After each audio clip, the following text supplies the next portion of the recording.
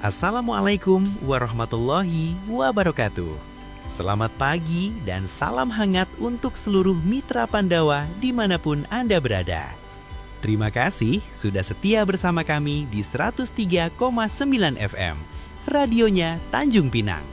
Seperti biasa, di hari Selasa pagi, kita kembali hadir dalam program inspiratif kebanggaan kita, Sudut Mata, secuil ulasan kehidupan tokoh. Program yang bukan hanya menghadirkan cerita, tetapi juga menghadirkan makna dan gerakan nyata bagi kehidupan. Pagi ini kita akan membahas tema yang sangat dekat dengan realitas masyarakat kita, melawan kemiskinan melalui zakat. Sebuah tema yang bukan sekedar wacana, tetapi panggilan iman dan aksi sosial. Benarkah zakat mampu menjadi solusi? Bagaimana zakat bisa mengubah mustahik menjadi muzaki? Dan sejauh mana peran kita dalam menghadirkan keadilan sosial melalui instrumen yang sudah Allah tetapkan ini? Telah hadir bersama kita narasumber istimewa, Haji Syahrial Ajiz SOSI, yang akan mengupas tuntas bagaimana zakat bukan hanya kewajiban, tetapi juga kekuatan untuk membangun kemandirian umat. Untuk memandu obrolan penuh inspirasi dan refleksi ini, langsung saja saya serahkan kepada rekan saya yang sudah siap di studio. Silakan Bang Mastur. Assalamualaikum warahmatullahi wabarakatuh. Waalaikumsalam warahmatullahi wabarakatuh. Alhamdulillah, mitra Pandawa dimanapun saja berada, bertemu kembali dengan saya Mastur Tahir dalam acara Sudut Mata, sekilas ulasan kehidupan tokoh bersama Mastur Tahir di kilasan ke-31. Maknanya sudah 31 tokoh yang kita undang untuk bersama-sama berdialog, berdiskusi, dan bertukar pengalaman.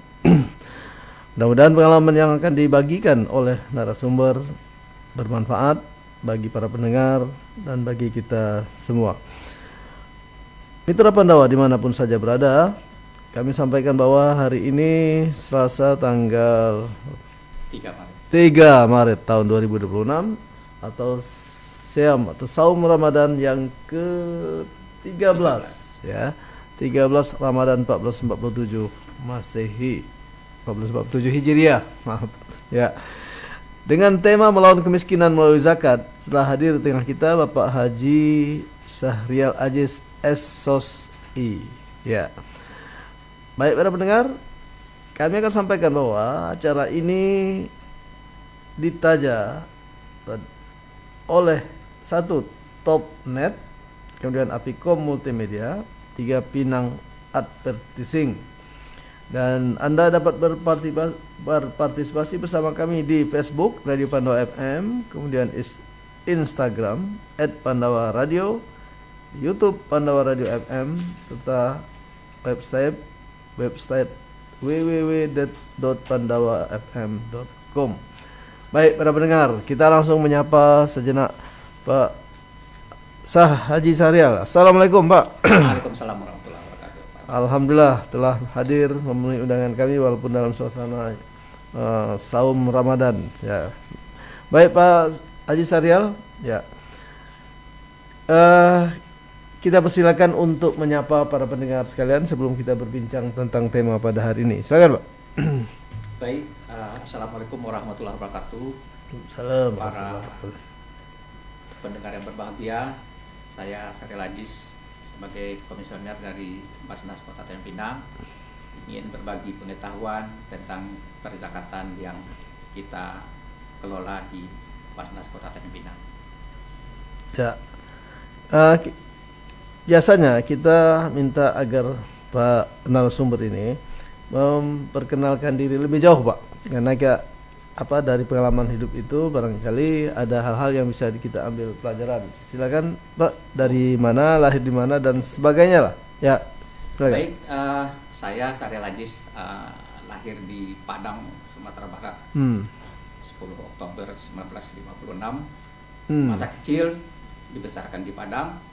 SD, SMP, kemudian SMEA juga dilaksanakan di Padang. Kemudian saya berkecimpung masuk kegiatan-kegiatan yang sifatnya produktif. Pernah bekerja di Mentawai, daerah ini. Itu setelah tamat SMEA? Tamat SMEA ya. Ya, terus? Saya tamat SMEA tahun 75. Ya, Mentawai ya? Mentawai selama 1,5 tahun di daerah terpencil gitu. Kemudian tahun 77 saya masuk pegawai Telkom, pendidikan Telkom 1 tahun di Padang. Oh gitu. Kemudian tahun 79 awal saya ditempatkan di Kota Tanjung Pinang. Udah lama ya? Ya. Sebagai tahun 79 ya. Ya. Kemudian saya bekerja itu mungkin masih ingat aja di daerah sekarang itu kantornya di rumah makan sederhana. Itulah kantor yang pernah saya tempati dulu. Yang di mana Pak? Rumah makan pinggir laut. Oh di situ ya, samping BP3KR itu ya. Situ Telkom dulu ya? Situ Telkom dulu di situ. Ya, terus? Kemudian tahun 80 muncullah teknologi baru, sentral telepon otomat di Bakar Batu. Nah, kami pindah di sana. Kemudian tahun 84 saya ikut pendidikan Telkom di Bandung. Dan tahun 86 saya ditempatkan di Jakarta. Selama 20 tahun saya bekerja di situ sebagai bekerja di bidang pengadaan barang dan jasa. Kemudian juga pernah 8 tahun sebagai pengawas proyek. Kemudian 4 tahun pernah bekerja sebagai perencana jaringan telekomunikasi di Jakarta. Dan tahun 2003 saya ngambil pensiun muda. Jadi tahun 79 itu Tanjung Pinang. Ya. Kemudian bekerja sampai tahun 84 kemudian sekolah disekolahkan oleh Telkom di Bandung ya. Ya, di Bandung terus. Kemudian tahun 86 saya ditempatkan di Jakarta. Oh, Jakarta setelah itu tidak balik ke Tanjung Pinang ya. Balik ke Tanjung Pinang. Terus ya, berikut. Sampai tahun 2003. 2003 saya ambil pensiun muda. Kemudian tahun 2005 saya kembali ke Tanjung Pinang. 2005 ya. Sebelum saya kembali ke Tanjung Pinang, tahun 2000 saya ikut kuliah di Universitas Al-Azhar Jakarta. Oh, yang di ini dekat Singamangaraja di Kebayoran. Oh iya, dekat terminal Blok M itu ya? Iya. Di samping Masjid Al-Azhar Jakarta itu. Oh, ya. 4 tahun saya, 2 tahun 2004 saya selesai melakukan pendidikan jurusan dakwah, lebih spesialisnya kepada psikologi konseling. Makanya ijazahnya itu sarjananya sarjana sosial Islam. Oh gitu. Ya, SOSI. Ya, waktu itu I-nya dia kan pemerintah Indonesia merubah aturan waktu itu secara umum kalau sarjana sosial terus berubah jadi agamanya tambah I. Sekarang hilang lagi I-nya itu. Iya. Sarjana hukum Islam dulu, terus sekarang sarjana hukum saja ya. Oh, jadi sempat kuliah semasa bekerja di Jakarta selama berapa tahun Pak? 4 tahun ya. Oh begitu. Nah, kenapa pensiun muda? Di Jakarta itu memang siapa yang rajin bekerja, dia akan dipekerjakan terus menerus. Terus? Jadi karena di sana tuh kita tidak ada lagi istilah belajar tak ada, harus action. Saya orang ekonomi, orang keuangan, orang administrasi, tapi selama 20 tahun saya bekerja di Jakarta itu saya ditempatkan di teknik. Jadi hari-hari kerjaan saya sampai pensiun tuh kerjanya di bidang teknik aja. Jadi ngambil pensiun muda di usia 46 tahun. Ya, dengan alasan lelah saja. Oh. Karena sebagai pengawas proyek itu kadang-kadang kita ngawas proyek siang hari, tapi berlanjut dengan sore hari. Kadang-kadang pekerjaan itu ada juga yang dikerjakan malam hari. Terpaksa dikerjakan di rumah? Bukan, di lapangan. Di lapangan. Di lapangan kita pengawas proyek. Oh iya ya. Jadi kita proyeknya itu kadang-kadang kita kalau umpamanya disukai oleh kontraktor, kita diminta terus sebagai pengawas gitu. Jadi sampai malam ya. Intinya Bapak Haji Syahrial ini disukai oleh kontraktor kan, dipakai terus aja. Iya. Ya memang kehidupan Jakarta itu saya kan pernah kuliah Jakarta. Jadi kita berinteraksi secara sosial itu kurang, ya, karena perjalanan dari rumah ke kantor itu makan waktu 1 jam lebih. 1 jam lebih ya. Nanti pulangnya juga begitu. Ya, ya. Saya dulu pernah ya kuliah kan di UI jurusan fisika tuh. Tinggalnya di Tanjung Priok. Jauh juga. Tak terbiasa saya jalan sampai 2 jam naik bus itu sampai pusing. Apa istilahnya, bukan pusing pening itu tapi macam blank pikirannya ya. Balik gitu juga. Jadi itulah suasana ibu kota ya yang membuat kita yang terbiasa bergaul secara sosial itu akhirnya kurang tepat tinggal sana tuh. Ya. Jadi pensiun muda tahun 2003 dan kembali ke Tanjung Pinang waktu itu sebagai apa, Pak? Kembali ke Tanjung Pinang 2005 karena saya harus menyelesaikan kuliah saya 1 tahun lagi. Di sana ya. Jadi Terus saya tamat 2004. Pada waktu pensiun itu saya masih menyelesaikan 2 semester lagi. Ya, saya kembali ke Tanjung Pinang itu apa yang Bapak usaha kerjakan? Karena ini anak saya kebetulan masuk SMA-nya di Tanjung Pinang. Jadi karena ada budenya, kakak istri saya ada di Tanjung Pinang sebagai guru. Nah, kemudian dia ngikut kakak saya gitu. Pengen sekolah di Tanjung Pinang. Akhirnya dari keluarga Tanjung Pinang nawarkan ngapain lagi ke ini, anak kamu cuma 1. Kok gitu. Masih nongkrong di Jakarta, kan lebih baik ngawasnya di Tanjung Pinang. Gitu. Istri orang Tanjung Pinang Pak? Istri saya orang Padang juga tapi lama di Tanjung Pinang. Waktu Pak Jakarta ikut ke Jakarta? Ikut di Jakarta juga. Terus pindah Tanjung Pinang, apa maksudnya yang Bapak kerjakan untuk pengganti pensiun di muda? Sewaktu itu saya masih blank apa yang harus saya lakukan. Akhirnya saya bertani. Bertani, saya beli tanah di ini dari hasil uang pesangon.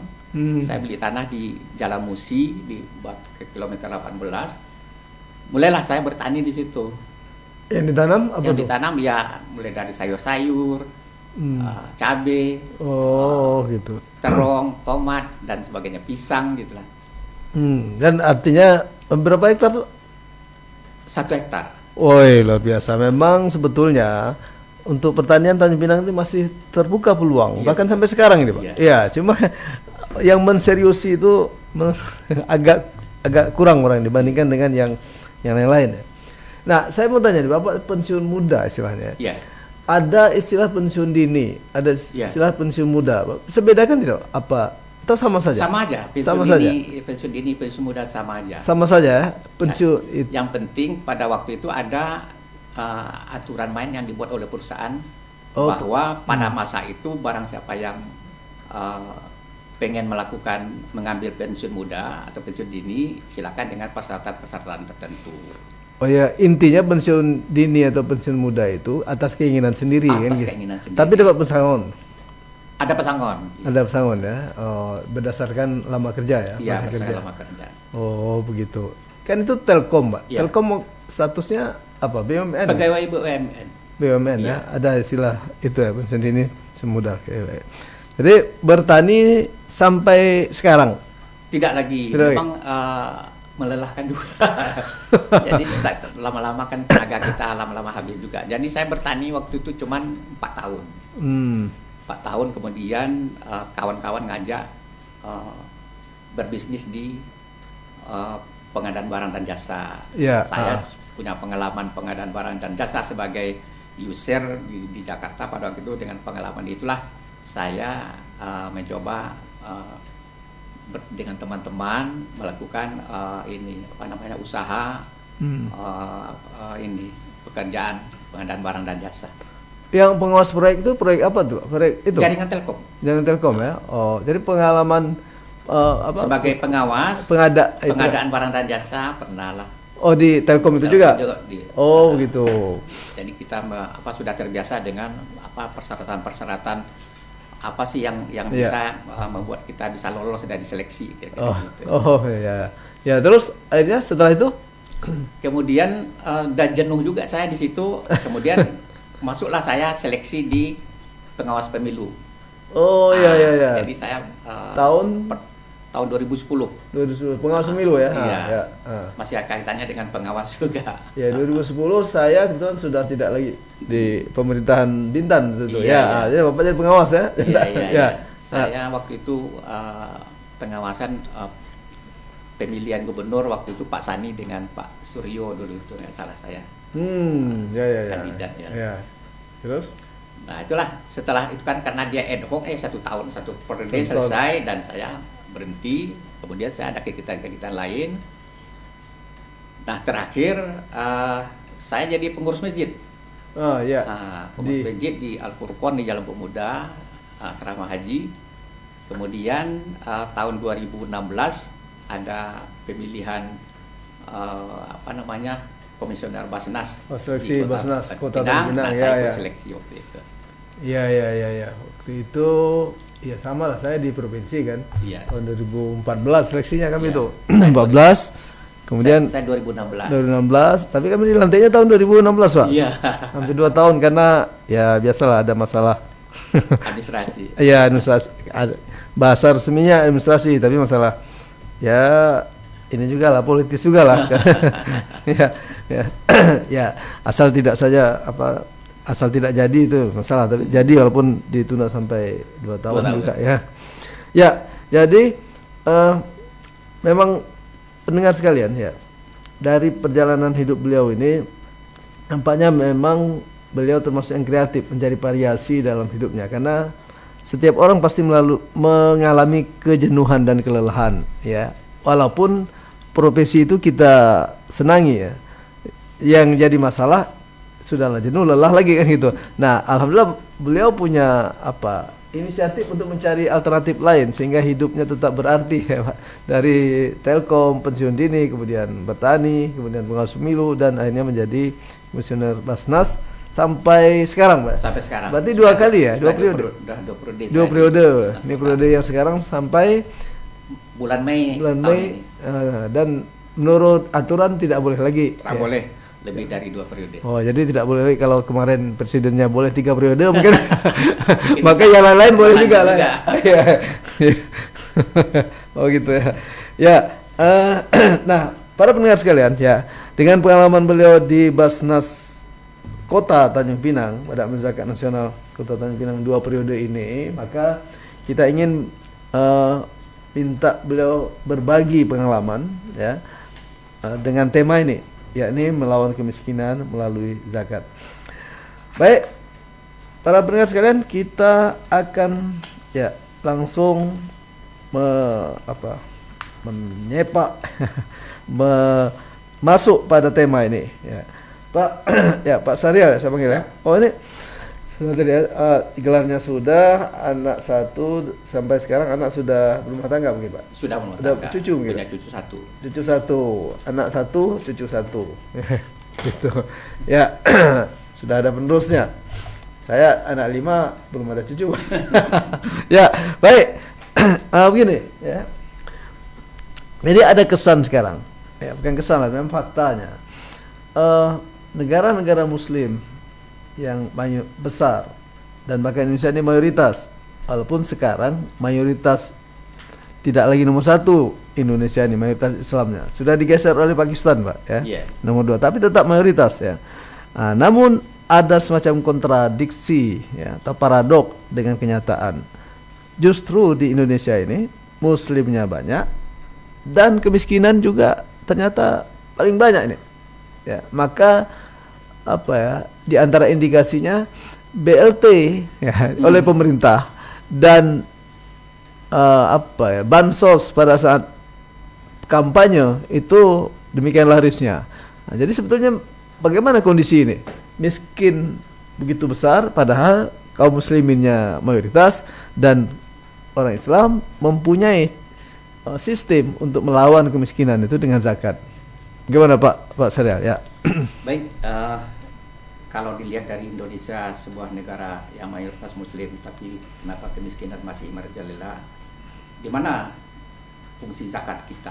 Ya. Memang kalau kita lihat dari sisi zakat yang sekarang ini berdasarkan Undang-Undang Nomor 23 Tahun 2011, secara proporsional atau secara mandiri baru 10 tahun.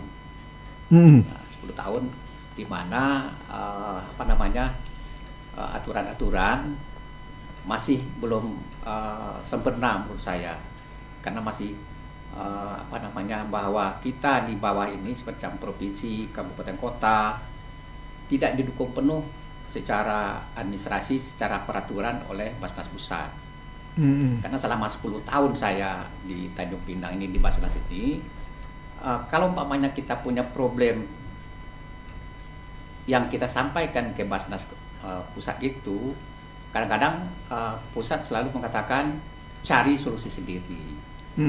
Nah, sementara kita di daerah kan banyak terbentur dengan aturan-aturan yang membuat zakat itu bisa bergerak. Bisa disebutkan ya, apa aturan yang kurang mendukung itu? Contohnya begini, cara pemotongan zakat menurut Perbasnas itu, peraturan Basnas, ya, itu harus dari gaji kotor. Oh, maksudnya ini mengambil zakat, memungut zakat dari siapa? Dari Muzaki, ASN ya, pegawai negeri ya. Dari masyarakat umum. Nah, itu kan dari gaji kotor. Dari penghasilan kotor atau gaji? Penghasilan kotor menurut Perbasnas. Gaji lah, kalau pegawai negeri gaji, Pak. Kalau penghasilan kan ada yang tambahan selain gaji kan? Ya. Oke. Itu dari gaji kotor. Sementara di lapangan masyarakat menginginkan itu dari gaji bersih, sehingga penghimpunan kita itu tidak seimbang atau tidak sebanding dengan harapan yang kita inginkan. Jadi yang diinginkan itu apa? Sesuai dengan peraturan yang dibuat oleh Basnas itu sendiri harusnya. Dari gaji kotor. Kotor. Iya. Tapi sebetulnya pendapat para ulama ini kan berbeda. Tapi sebetulnya yang menurut Pak Saria lah, yang pas itu dari penghasilan atau gaji bersih atau kotor, ada yang bisa boleh dipungut zakat ini. Ideal itu dari gaji kotor, karena kalau umpamanya kita ambil dari gaji bersih, ada pengurangan dari gaji kita itu yang belum kita bersihkan. Padahal zakat itu kan harusnya membersihkan harta dan jiwa kita. Jadi kalau umpamanya ada komponen yang kita kurangin, berarti yang kita kurangin kan belum kita bersihkan. Ya. Contohnya begini, penghasilan saya umpamanya 1 juta. 1 juta terus sedikit, Pak. 10 juta lah. 10 juta lah. 10 juta. Kemudian pengurangan akibat dari saya bayar cicilan rumah, terus biaya makan, terus biaya sekolah anak, dan lain-lainnya, kesehatan, rumah, kesehatan, umpamanya 6 juta. Tinggal 6 juta. Tinggal 6 juta. Tinggal 6 juta. Ya. Nah, dari atau tinggal separuh lah sana, tinggal 5 juta. Tinggal 5 juta. Dah, keinginan dari masyarakat maunya yang dipotong dari yang 5 juta, bukan dari yang 10 juta. Jadi terus sehingga penghimpunan kita itu menjadi mengecil dia. Sehingga kita untuk bisa membantu masyarakat yang yang fakir, miskin dan segala macam itu tidak dapat kita memberikan dengan maksimal. Oh gitu. Iya. Nah, gini Pak, ini kan kita mengandaikan 10 juta tadi, dan itu dari sudut pandang Badan Amil Zakat sebagai lembaga yang berkewajiban dan berwenang untuk memungut zakat. Kalau dari sudut pandang masyarakat, dengan penghasilan katakanlah 5 juta atau 6 juta lah katakan. Nah, kalau tidak diambil dari 6 juta itu kita hitung sebagai zakat, maka bagaimana dengan kebutuhannya? Katakanlah kebutuhan 5 juta, tinggal 1 juta. Jadi kalau dihitung bagaimana jadinya? Jadi masalah begini, masalah agama ini kan dia tidak melihat kebutuhan itu, dia melihat membersihkan harta. Gitu pula anunya Yang dibersihkan itu harta. Tujuan dalam ayat itu kan dikatakan kita membersihkan harta dan jiwa. Dari sisi situ kita sudah menyimpang daripada ayat itu sendiri. Gitu. Tapi masalah zakat ini kan kita tidak bisa paksakan. Tergantung daripada maunya orang yang berzakat kan begitu. Nah, kalau umpamanya orang tidak masuk dalam muzaki sebagai muzaki, kalau tinggal 6 juta kan kemungkinan dia tidak bisa masuk muzaki lagi dia. Nah, dia jatuhnya kepada infak. Kalau umpamanya infak, kan terserah saya mau menyerahkan bantuan berapa kan. Ya, jadi berarti masih ada itu kan peraturan Basnas, barangkali karena peraturan Basnas ya. Artinya kalau pemahaman agamanya memang harus kotor, maka mungkin masyarakat akan ikut. Tapi mungkin barangkali ya mereka berpaham bahwa itu harus yang bersih, ya, kan? Bersih. Ya itu yang jadi perbedaan itu. Dan sebagai lembaga resmi dan dari perwakilan pemerintah dan perwakilan masyarakat memang harus mengakomodir semua itu ya dipersilakan untuk yang mana yang dipahami kan gitu kan. Ya. Peraturan Basnas memperkuat dari pemahaman yang dipakai oleh pemerintah ya. Jadi nah baik itu salah satu aturannya. Dan ada hal lain tidak yang kira-kira yang tidak didukung oleh pemerintah dengan aturan zakat ini, Pak? Kalau hal lain mungkin kita belum sepakat berapa sih yang besarnya idealnya kita bisa merubah dari seorang mustahik menjadi muzaki. Itu yang kita kesulitan. Maksudnya batas seorang dari batasannya kita memberikan bantuan kepada UMKM atau orang itu distribusinya. Yang belum sepakatnya. Itu kita tidak bisa mematok sebetulnya berapa sih yang membuat dia ideal menjadi yang tadinya penerima menjadi pembayar zakat gitu. Karena pernah beberapa kali kita uji coba yang tadinya itu peternak bebek gitu, kita kasih bantuan 2 kali 3 kali sampai sekitar 7 juta kita bantu, tapi tidak mampu juga tuh mengangkat garis kemiskinannya. Ya, jadi artinya ada hal lain yang perlu didukung. Kita tidak bisa sendirian juga, harus ada orang-orang yang profesional yang bisa mendukung kita. Orang atau lembaga lain? Atau lembaga, bisa juga orang atau lembaga. Lembaga mestinya Pak. Kalau orang mungkin tidak banyak yang punya. Lembaga lain itu seperti barangkali seperti ahli-ahli di bidang bagaimana berbisnis yang baik. Ya. Dan saya kira jumlahnya juga terlalu sedikit Pak, kalau 3 juta itu. Ada lembaga lain seperti mungkin Telkom sampaikan itu kan ada dana untuk masyarakat CSR-nya. Dan juga pemerintah mungkin punya dinas yang terkait itu. Apalagi BUMN yang lain juga bisa dikeroyok istilahnya gitu ya. Ya, karena jumlahnya mungkin terlalu sedikit Pak. Ya, 3 juta itu. Baik para pendengar sekalian, ya kita akan lanjutkan nanti perbincangan kita dengan Pak Syahrial tentang melawan kemiskinan melalui zakat ini. Kita lanjutkan setelah yang satu ini. Anda masih bersama 103,9 FM Pandawa Radio.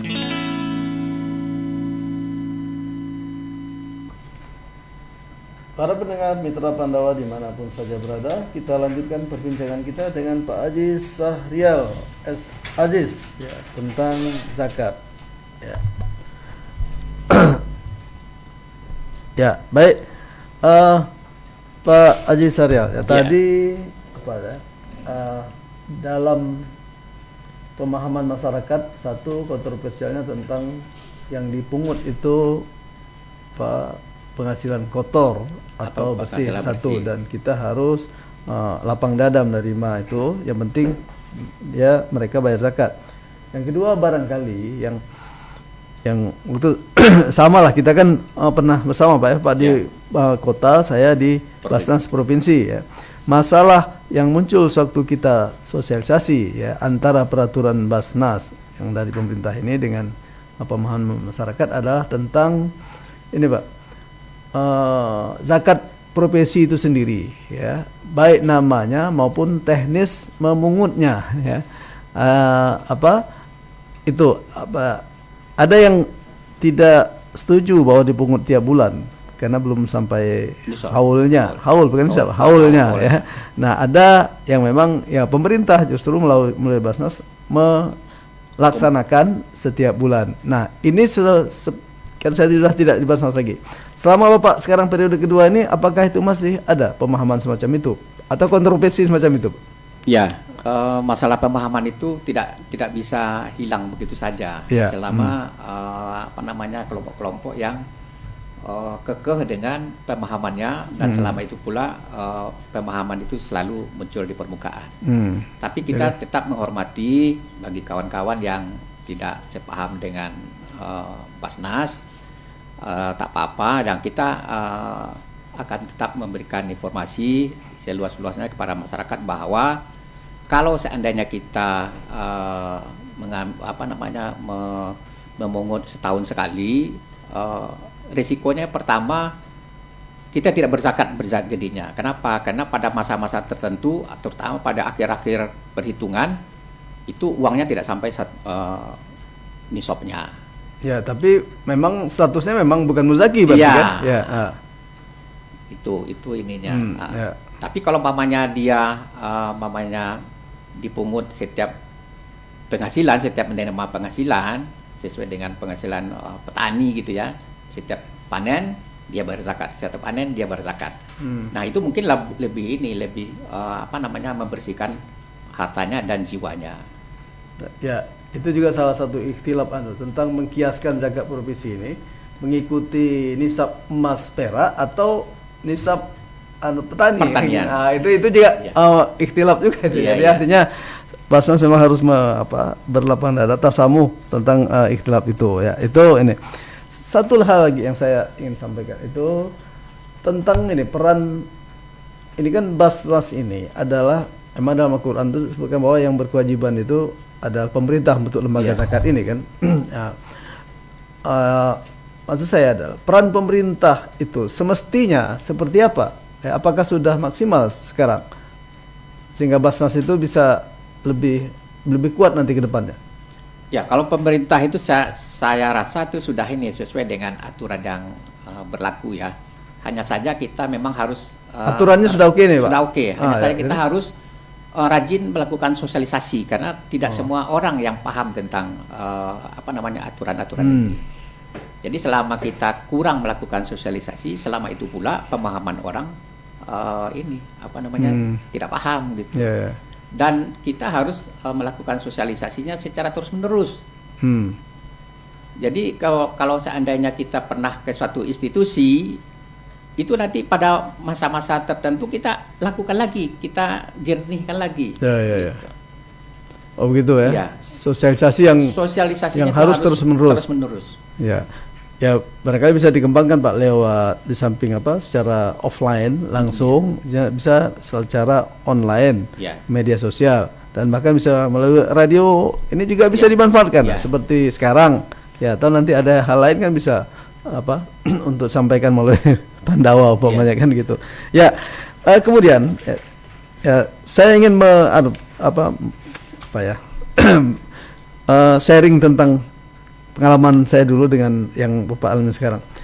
Masalah kita kemarin ya, atau di awal undang-undang zakat ini ya, setelah reformasi itu dibuat dan terbentuk lembaga namanya Basnas ini kan dikeperikan baru pertama tahun 2016 itu ya. Nah, masalah peran pemerintah ini ya, dalam undang-undang itu disebutkan bahwa pemerintah dari pusat sampai daerah berkewajiban untuk mendanai operasional Basnas itu ya termasuk operasional kantor segala macam, dan termasuk bahasa kita adalah penghasil gaji lah gaji atau dari komisioner Basnas itu.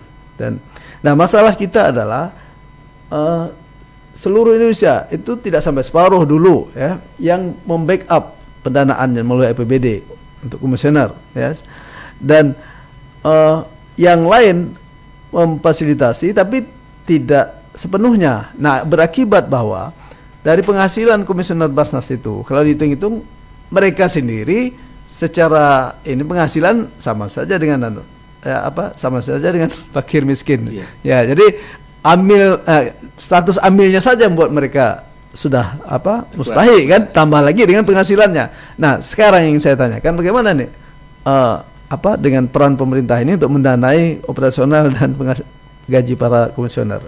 Ya, memang dari gaji amil ini memang bisa diambilkan dari dua sumber. Pertama dari peran pemerintah mendukung kegiatan-kegiatan operasional Basnas. Yang kedua dari hak amil dari Basnas itu sendiri. Itu memang sudah ada aturannya juga. Cuman memang tidak semua Basnas itu sama aturan mainnya, tergantung dari kemampuan daerahnya masing-masing. Itu yang jadi ini masalahnya. Jadi kemampuan daerah Tanjung Pinang sekarang Pak? Ya. Waktu itu.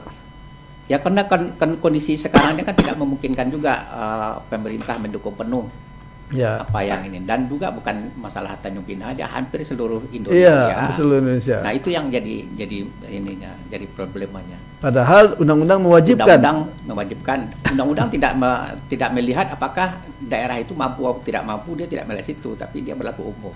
Oh iya ya, gitu ya. Jadi masih ya kendala peran pemerintahnya Ya, enggak. hampir semua kalau 80% hampir lah. Ya, hampir 80%. Peran apa namanya?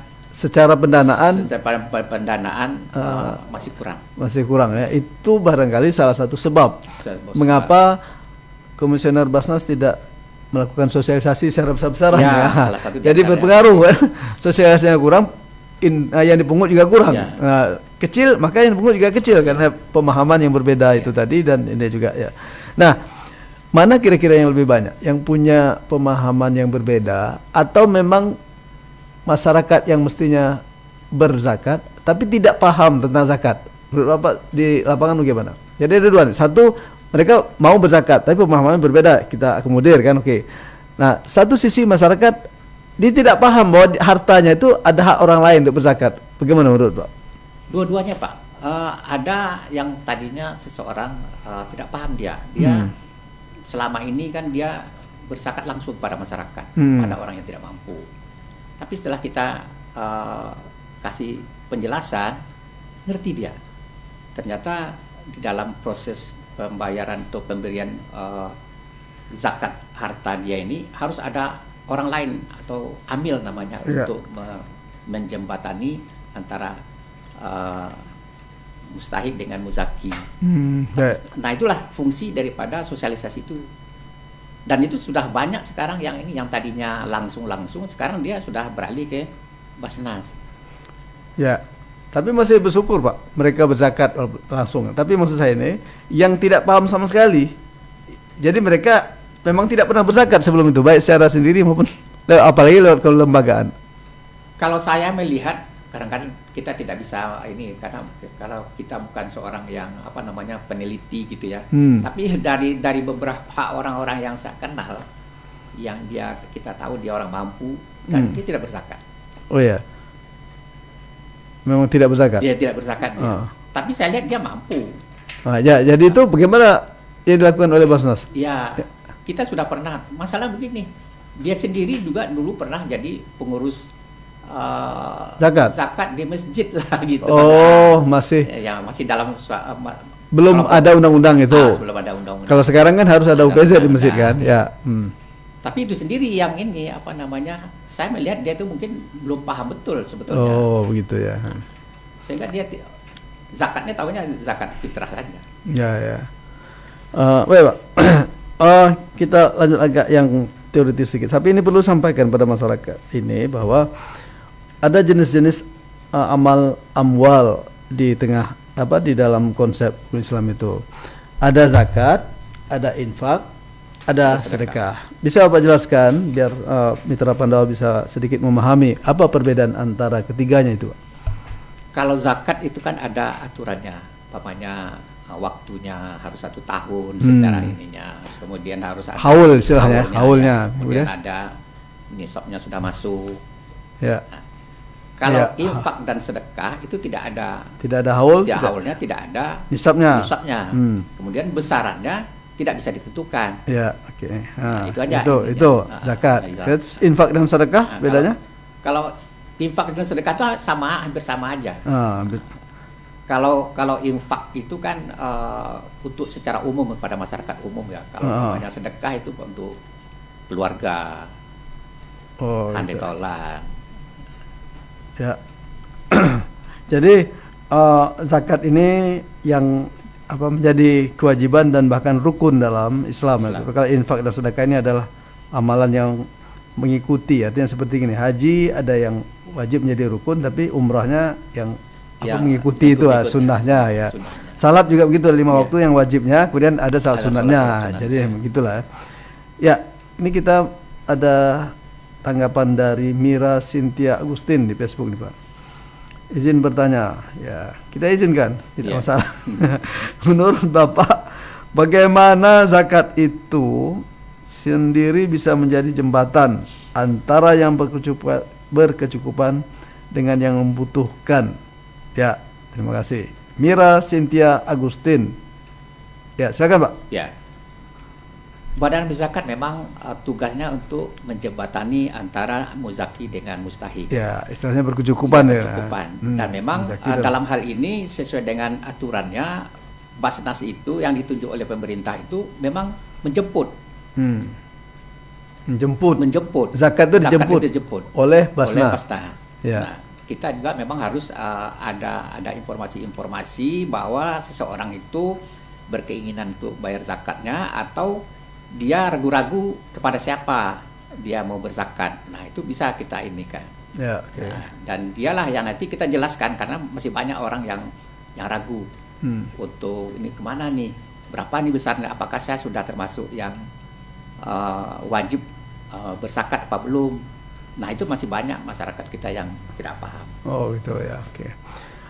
Ini kita di bulan Ramadan Pak, di ujung Ramadan biasanya ada yang berzakat fitrah. Nah, bisa bedakan atau jelaskanlah ya perbedaan zakat harta atau zakat mal dengan zakat fitrah ini Pak. Ya, silakan. Kalau zakat harta atau zakat mal tadi itu sudah jelas tuh ini ada nisab, batas minimal dan ada haul jangka waktu. Zakat fitrah itu wajib kepada semua muslim. Apakah dia mampu apapun dia tidak mampu, dia wajib membayar zakat fitrah di bulan Ramadan. Di bulan Ramadan. Ya. Itu menurut saya berarti yang menjadi rukun Islam itu kedua-duanya atau salah satunya? Kedua-duanya. Yang salah satunya hanya khusus di bulan Ramadan. Sementara yang zakat fitrah itu bulan Ramadan saja. Ya, sementara zakat mal sepanjang tahun. Cuma sebagian besar orang menjadikan Ramadan untuk bayar zakat mal itu kan menghitungnya, padahal mestinya tidak mesti ya. Tidak mesti. Karena setahun itu kan berbeda Hijriah dengan Masehi. Tergantung kapan dia mulai menghitungnya. Ya, artinya kan tidak mesti bulan Ramadan terus kan ya itu ya. Nah, jadi ini kan tugas atau tema kita ini berat sebetulnya. Bagaimana melawan kemiskinan melalui zakat ini. Nah, pengalaman Pak Haji Syahrial ya. Apa itu kan tadi kita bicara tentang memungutnya ya. Ya. Nah, sekarang mendistribusikannya. Inilah tanggung jawab untuk melawan kemiskinan ini. Ya, bagaimana cara yang dilakukan oleh Basnas sehingga bisa dilawan nih kemiskinan ini? Ya. Idealnya Basnas itu mengakomodasi semua kebutuhan si mustahik sehingga dia menjadi mampu. Tapi kan Basnas sendiri tidak mampu untuk menjalani hal itu. Kenapa? Karena pertama dari sisi orang yang kita mustahik yang akan kita bina itu dari sisi pengetahuannya, dari sisi bagaimana cara dia mengelola sehingga dia jadi mampu, itu kemampuannya juga tidak mencukupi juga untuk dia menjadi mampu. Contohnya kita kasih modal, ternyata di perjalanan modalnya gunakan untuk cucunya ulang tahun umpamanya, itu udah mulai nyimpang. Nah, ada lagi yang kita coba dulu kita bina, uangnya digunakan untuk anaknya nikahan. Pernah itu ada Pak? Itu pernah kita lakukan dulu. Tapi kayak itu kasus Pak. Artinya di antara 100 mungkin 1-2 orang. Ya, tapi yang selebihnya itu gimana? Ada itulah yang kelemahan kita untuk mengawasi orang yang kita kasih modal itu. Nah, maksud saya begini, di antara 100 orang mungkin ada 2-3 orang semacam itu. Nah, sisanya yang 97 orang itu katakanlah. Nah, bagaimana adanya hasilnya? Ada beberapa orang yang bisa ini, tapi dia tidak cukup dari Basnas aja yang dia ini kan. Dia harus berusaha lagi. Contohnya ada beberapa tempat itu, ada beberapa orang maksudnya dia cari dari modal yang dia berkembang ya dari Basnas itu, dia kembangkan dengan cara minta dukungan pada orang tuanya dengan meminjam surat orang tuanya, menggandaikan situ, kemudian untuk nambah modalnya. Karena kan kita untuk memberikan modalnya kan tidak bisa terus menerus juga kita bantu. Ya. Jadi dengan apa sebab tidak bisa terus menerus lah? Karena banyak orang yang membutuhkan itu, sehingga ya kita bagi-bagi juga. Iya, harus adil dan merata gitu, juga. Salah satu data. Tapi dia melihat bahwa ternyata usaha yang dia kembangkan dari hasil modal yang diberikan oleh Basnas, terbuka pikirannya. Ini adalah usaha yang menurut dia mampu untuk berkembang. Tapi bagaimana caranya? Sedangkan bantuan dari Basnas itu kan terbatas. Sehingga dia cari jalan lain. Alhamdulillah sekarang dia udah ada lah ya. Ada yang sudah menjadi dia. Gitu. Yang kedua yang tidak kalah pentingnya itu tekad. Ada orang yang karena sesuatu hal dia minta bantuan usaha, dan dia tekadnya dulu dia sampai terpuruk itu karena berhutang. Nah, dia pengen kembali hutang di mana dia sempat menjual rumahnya. Dia ada berusaha untuk bagaimana caranya dia bisa membeli rumah paling tidak sama seperti rumah yang dia pernah jual dulu. Terjual lah. Ya. Tergada ya. Ada tekad juga dari si mustahiknya. Ya, itu. Jadi memang berarti faktor utama yang menyebabkan tidak terangkatnya para mustahik menjadi muzaki ini karena masalah jumlah modal yang diberikan itu terlalu jauh dari harapan mereka. Sementara angka kemiskinan di Indonesia terus bertambah. Ya, apalagi dengan krisis sekarang ini, ya, baik krisis macam-macam ekonomi maupun krisis politik dia berpengaruh, dan ditambah lagi dengan tekad. Ya, tekad kalau dia memang keinginan kuat untuk ini berkembang, ya, insya Allah dia jadi. Oh, gitu. Ya, baik para pendengar sekalian. Nanti kita akan lanjutkan sesi penutup dari tema ini, ya, karena masih banyak yang ingin kita bincangkan sebetulnya. Baik, kita akan lanjutkan setelah yang satu ini. 103,9 FM Pandawa Radio, radionya Tanjung Pinang. Ya, selamat para pendengar sekalian, kita bertemu kembali di season ketiga dalam program Sudut Mata kilasan ke-31 bersama Pak Haji Syahrial, pengurus Komisioner Basnas Kota Tanjung Pinang, dengan tema yang berat sebetulnya, ya, melawan kemiskinan dengan zakat. Karena seperti di awal tadi, peraturan belum sepenuhnya mendukung, dan juga yang masih kelabakan pemerintah baik pusat maupun daerah untuk mendukung BSR administrasi karena kondisi keuangan dan sebab-sebab lainnya. Nah, di season terakhir ini kita minta Pak Syahrial untuk memberikan semacam pesan kepada masyarakat dan khalayak yang memang pantas dan perlu untuk mendengarkannya. Silakan, Pak. Baik, para pendengar yang baik, yang budiman, terutama kepada kaum muslimin yang sudah memenuhi syarat untuk membayar zakat sesuai dengan syariatnya, marilah berzakat kepada Basnas sesuai dengan Undang-Undang Nomor 23 2011, bahwa zakat yang mereka berikan akan merubah kemiskinan yang ada di masyarakat menjadi lebih baik. Ya. Juga, Pak. Ya. Ya, walaupun itu berat, ya, karena ada Sayyidina Ali pernah mengatakan bahwa melawan kemiskinan ini berat, ya. Sekiranya kemiskinan itu adalah berbentuk makhluk, ya, maka akan kutebas batang lehernya, karena memang berat itu, ya. Tapi mudah-mudahan, ya, perjuangan kita melawan walaupun masih kecil yang kita lakukan, mudah-mudahan ada manfaatnya. Paling tidak adalah syariat Islam itu bisa kita tegakkan sedikit demi sedikit. Demikian para pendengar sekalian, ya, perbincangan kita dengan Pak Haji Syahrial tentang zakat ini, dengan himbauan tadi untuk melaksanakan zakat, baik itu zakat mal apalagi zakat fitrah yang akan kita laksanakan di menjelang sepekan terakhir di bulan Ramadan. Demikian saja para pendengar sekalian, mudah-mudahan ada manfaatnya. Dari saya cukup sekian, dan terima kasih Pak Haji Syahrial sudah sudi hadir di studio, dan para pendengar serta seluruh kru yang bertugas pada hari ini.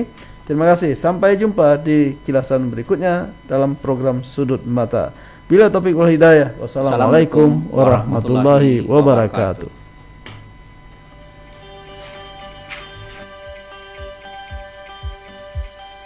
Alhamdulillahirabbil alamin.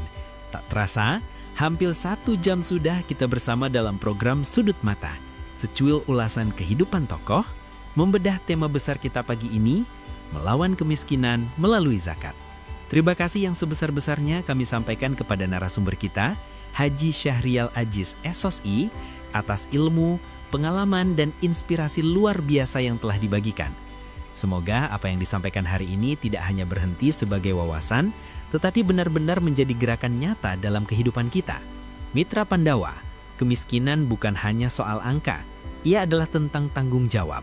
Dan zakat bukan sekadar kewajiban tahunan, ia adalah instrumen perubahan.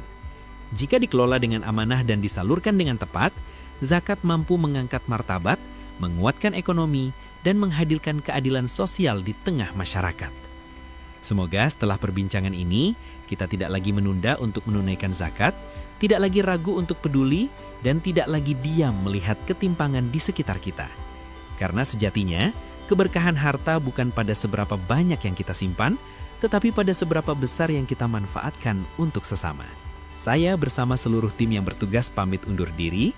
Terima kasih sudah setia bersama kami di 103,9 FM, radionya Tanjung Pinang. Sampai jumpa di sudut mata pekan depan dengan tema yang tak kalah inspiratif. Wassalamualaikum warahmatullahi wabarakatuh.